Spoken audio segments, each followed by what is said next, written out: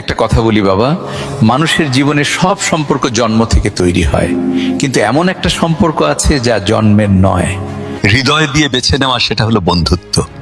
একদিন এক ছেলের জীবনে খুব কঠিন সময় এলো। সবাই পাশে থাকার কথা বলল, কিন্তু কেউ আসলো না।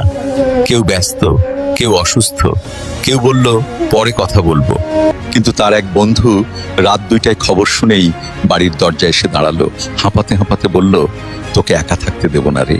ছেলে তখন কেঁদে বলো, তোকে তো ডাকিনি, তুই এলে কিভাবে? বন্ধু হাসতে হাসতে বলো, তুই ডাকলি কি ডাকলি না তা তবু আমি শুনিনি রে, কিন্তু তোর কষ্ট আমি দূর থেকে শুনে ফেলেছি। বাবা, বন্ধু মানে শুধু খাওয়া দাওয়া নয়, সেলফি তোলা নয়, একসাথে ঘোরা নয়। বন্ধু মানে যখন পৃথিবী তোর বিরুদ্ধে দাঁড়ায়, সে তোর পেছনে দাঁড়িয়ে থাকে।